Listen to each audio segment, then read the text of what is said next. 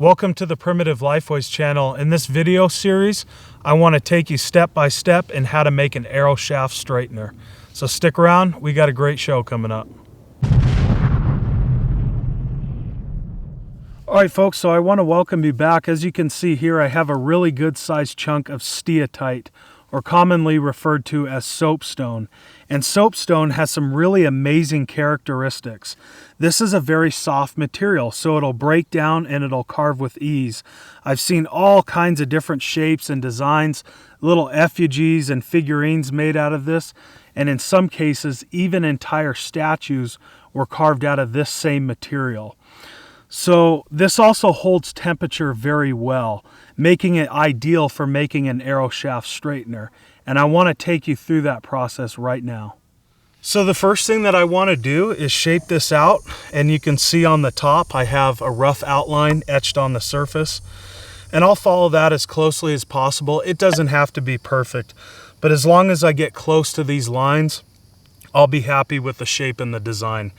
And the way that I do this is I start off with a really wide, long, flat stone. And you can see that the surface is quite even and it has a lot of grit to it. So this will break down this material easily. You don't want something that's lumpy because it can gouge the stone.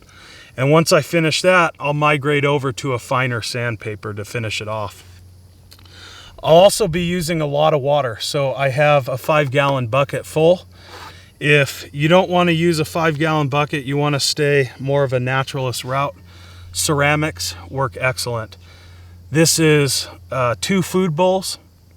Now I won't be using these because they're not fired, so they're not turned into a ceramic yet.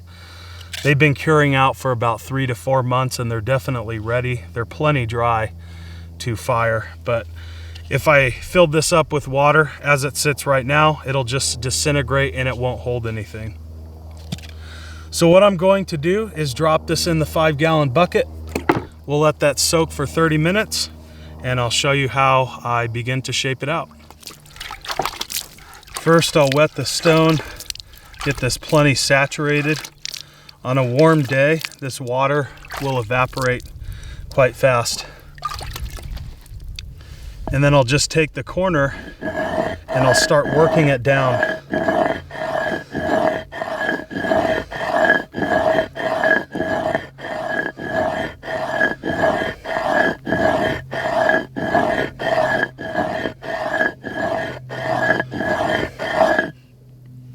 And you see that it starts flattening out, and after a while you can trace around that line and just follow it throughout its entire structure.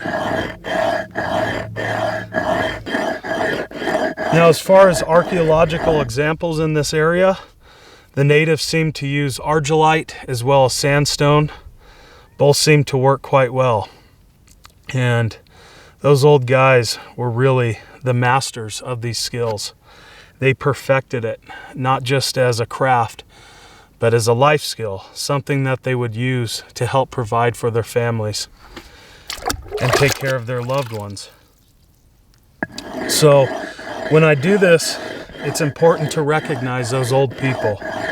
It's also important to work slow and constantly check my progress, because as you can see, this breaks down pretty fast and you can remove a lot really quick. And eventually you can end up with a quarter-size shape if you just power through it. So work slow, check the progress, and just have fun with it. And I'll continue on until I have it shaped.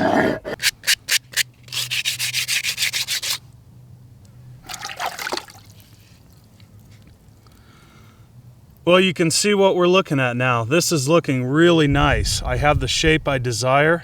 So at this point, all I'm doing is taking my sandpaper, you can use sandstone as well, and just rounding all of these sharp edges. If we have any sharp edges on this, if it drops, it could break. So I just keep everything blending in nice and even, and I have a slight taper towards the top. Here we are. You can see how it looks. It's all shaped out. The edges are removed. It's nice and round. So at this point, I'm going to cut in my shaft groove. And I'll show you how to do that.